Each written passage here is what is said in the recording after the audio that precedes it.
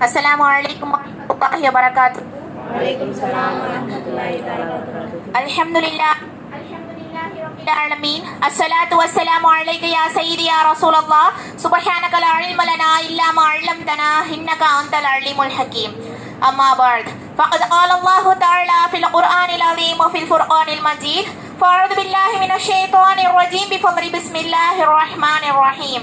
قال الله تعالى فلا تقل لهما اف ولا تنهرهما وقل لهما قولا كريما وقال رسول الله صلى الله عليه وسلم الجنة تحت أقدام الأمهات صدق الله العظيم وصدق رسول النبي الكريم.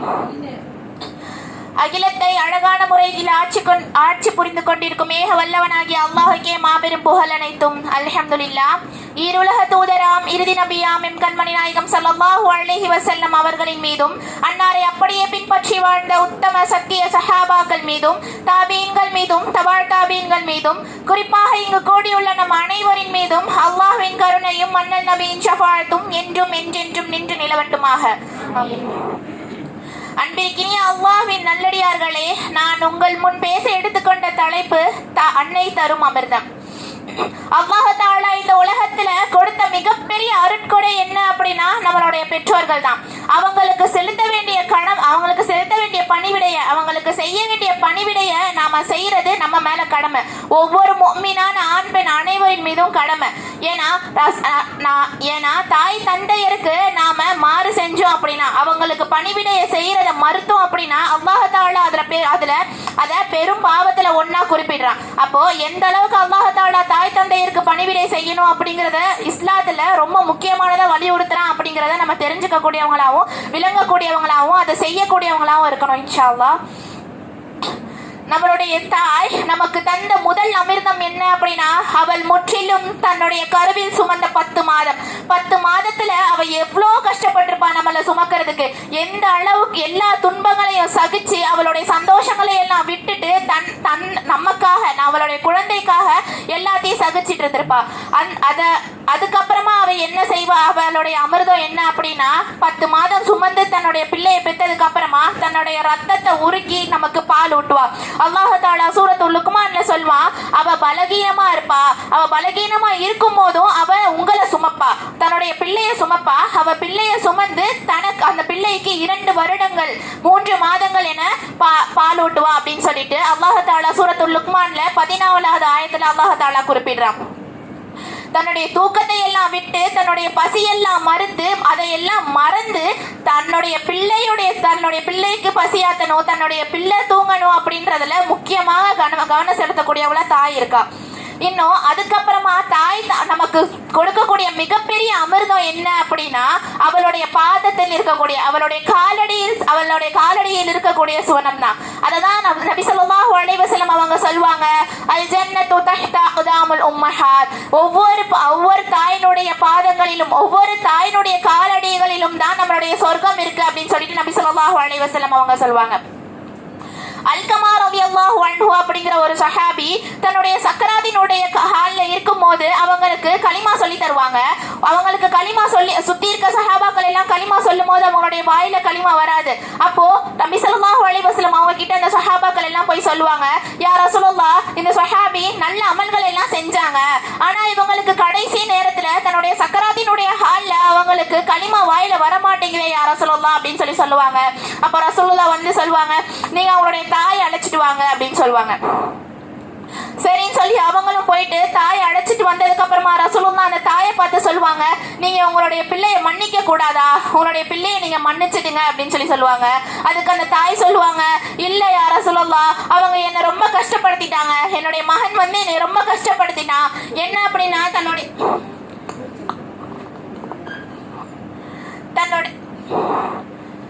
தன்னுடைய மனைவி மக்கள் எல்லாத்துக்குமே நல்ல பழங்களை எல்லாம் வாங்கி தருவாங்க, ஆனா எனக்கு அந்த மாதிரி செஞ்சதில்ல.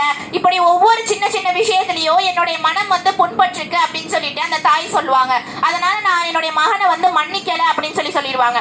சொன்னதுக்கு அப்புறமா ரசூலுல்லாஹ் என்ன செய்வாங்கன்னா, அந்த தாயினுடைய கண்ணுக்கு முன்னாடியே நீங்க அல்கமாவை கொண்டு போய் இந்த நெருப்புல போடுங்க அப்படின்னு சொல்லிடுவாங்க. அதே மாதிரி அல்கமாவை நெருப்புல போடுறதுக்காக கிட்ட கொண்டு போயிடுவாங்க.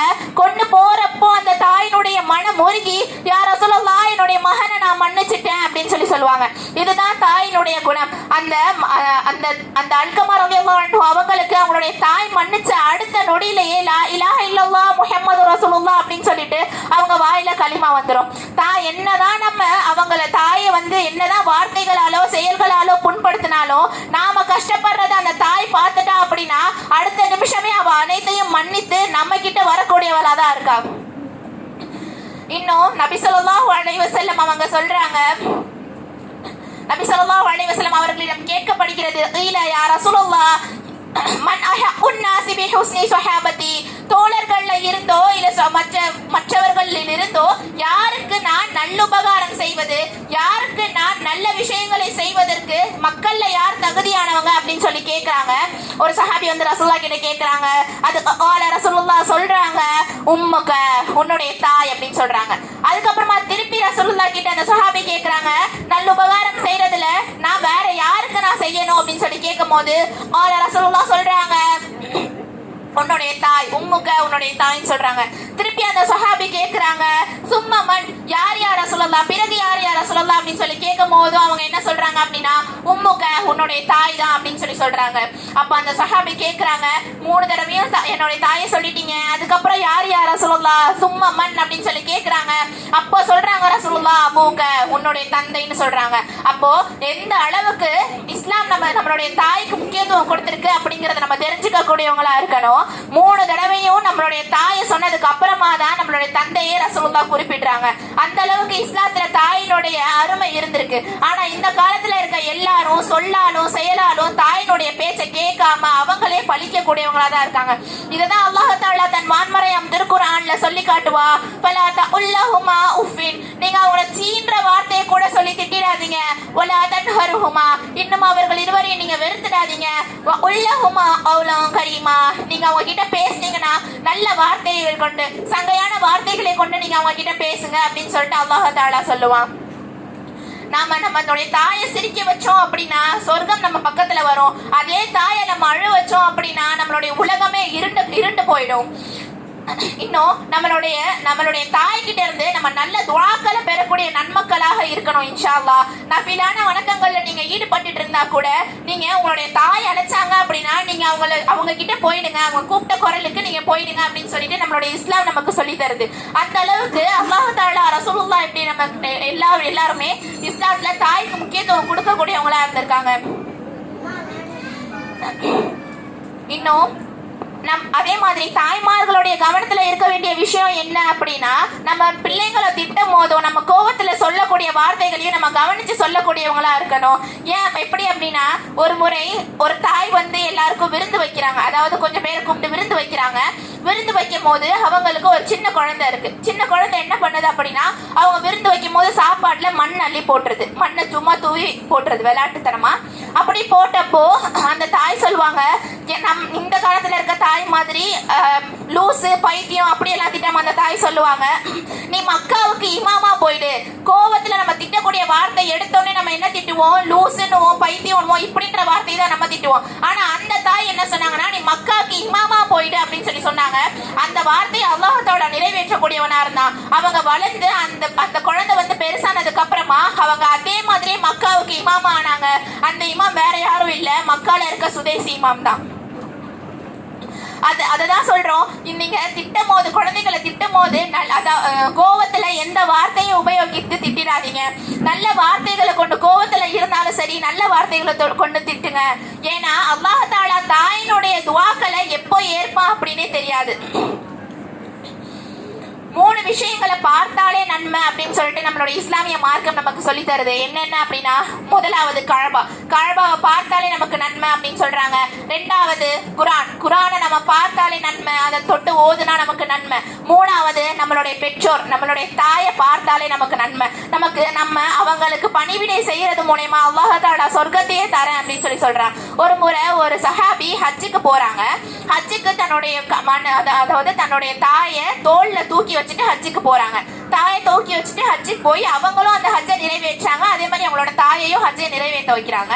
அப்படி நிறைவேற்றி முடிச்சுட்டு ரசூல்லா கிட்ட வந்து கேட்கிறாங்க அந்த சஹாபி, யா ரசூலல்லாஹ், நான் என்னுடைய தாயை வந்து முதுகுலே சுமந்து அவங்களும் ஹஜ் செஞ்சாங்க, நானும் ஹஜ் செஞ்சேன், நான் அவங்களுக்கு செலுத்த வேண்டிய கடனை நான் செலுத்திட்டேனா, அவங்களுக்கு செய்ய வேண்டிய பணிவிடையை நான் செலுத்திட்டேனா அப்படின்னு சொல்லி கேட்கும்போது அந்த ரசூலுல்லாஹ் சொல்றாங்க, நீ உன்னுடைய தாய் உன்னுடைய வயித்துல இருக்கும் போது சுமந்தாலே அதுல ஒரு வினாடி கூட நீ இப்ப சுமந்ததுக்கு வந்து ஈடாகாது அப்படின்னு சொல்லி ரசூலுல்லாஹ் சொல்றாங்க. அப்போ எந்த அளவுக்கு அல்லாஹ் தஆலா இன்னும் ரசூலுல்லாஹ்வும் தாய்க்கு முக்கியத்துவம் கொடுத்திருக்காங்க அப்படிங்கறத நம்ம சிந்திச்சு பார்க்கக்கூடியவங்களா இருக்கணும். நம்ம பேச ஆரம்பிக்கிறதுக்கு முன்னாடியே நம்மளுடைய மழலையுடைய பாஷையை புரிஞ்சு கொண்டவதான் நம்ம தாய். அவள் இல்லாத வாழ்க்கை அப்படிங்கிறது அவள் இல்லாத வாழ்க்கை அப்படிங்கிறது ஒளி இல்லாத விளக்கை போன்றது. ஒரு உண்மை சம்பவம் என்ன அப்படின்னா, ஒரு நபர் வந்து அவருக்கு ஹஜ் செய்யணும் அப்படின்னு சொல்லிட்டு ரொம்ப ஆசை. அவர் என்ன பண்றாரு, அதுக்கான காசெல்லாம் சேமிச்சு ஹஜ் செய்யறாரு. ஹஜ் செஞ்சு முடிச்சதுக்கு அப்புறமா அங்க இருந்து ஓடி வந்து ஒரு மார்க் அறிஞர் கிட்ட கேட்கிறாரு, நான் இந்த மாதிரி ஹஜ் செஞ்சுட்டேன், என்னுடைய ஆசை, நான் ஹஜ் செஞ்சுட்டேன், செஞ்சு முடிச்ச ஹஜ் என்ன வந்து அல்லாஹ் தஆலா ஏத்துக்குவானா அப்படின்னு சொல்லி கேட்கிறாங்க. அல்லாஹ் தஆலா வந்து என்னுடைய ஹஜ்ஜை வந்து ஏத்துக்குவானா அப்படின்னு சொல்லி கேட்கிறாங்க.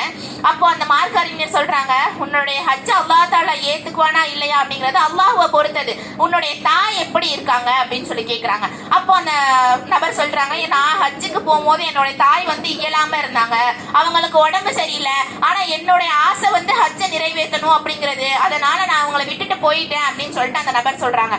சொன்னோன்னு அந்த மார்க் அறிஞர் சொல்றாங்க, நீ உன்னுடைய தாய் அந்த இடத்துல கவனிச்சிருந்தாவே அல்லாஹ் தஆலா உனக்கு அந்த ஹஜ்ஜினுடைய நன்மையை முழுசா கொடுத்திருப்பான்.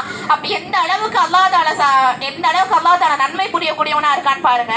இஸ்லாத்துல 5 கடமைகள்ல ஒண்ணுதான் அந்த ஹஜ் அப்படிங்கிறது. அவ்வளோ பெரிய நன்மையே நீ உன்னுடைய தாய் அந்த இடத்துல கவனிச்சிருந்த அப்படின்னா அல்லாஹ் தஆலா உனக்கு அந்த நன்மையை கொடுக்குற அப்படின்னு சொல்றான். அப்ப எந்த அளவுக்கு நம்ம தாய்மார்களையும் நம்மளுடைய பெற்றோர்களை மதிக்கக்கூடியவர்களாகவும் அவங்களுக்கு பணிவிடை செய்யக்கூடியவர்களாகவும் இருக்கணும் அப்படிங்கிறத சிந்திச்சு பார்க்கக்கூடியவங்களா இருக்கணும். தன்னுடைய காலில் தன்னுடைய பாதங்களில் அவள் சூனத்தை தருகிறாள். தன்னுடைய வார்த்தையாலும் துஆவாலும் நம்மளுடைய வாழ்க்கையை அழகாக்கிறாள். தன்னை பார்த்தாலே தனக்கு பணிவிடை செய்தாலே நமக்கு நன்மையை தருகிறார். இப்படி தானே அமிர்தமாக மாறி நம்மளுடைய பிள்ளைகளுக்கு இனி போட்டுகிறாள். இவள் தான் தாய். இனி வரக்கூடிய காலங்களில் நாம் நம்மளுடைய தாயை மதித்து அவருடைய சொல்படி கேட்டு வாழ வல்ல ரஹ்மான் உங்களுக்கும் எனக்கும் தௌஃபீக் செய்வானாக. இன்னும் இங்கு கூடி உள்ளதை போல் நாளை மறுமையில் இன்னும் சொர்க்கத்தில் உயர்ந்த சொர்க்கமான ஜன்னத்துல் ஃபிர்தௌஸில் அல்லாஹ் தஆலா உங்களையும் என்னையும் கூட செய்வானாக. வாஹிர் தஅவானா அல்ஹம்துலில்லாஹி ரப்பில் ஆலமீன். அஸ்ஸலாமு அலைக்கும் வரஹ்மத்துல்லாஹி வபரகாத்துஹு. வலைக்கும் ஸலாம்.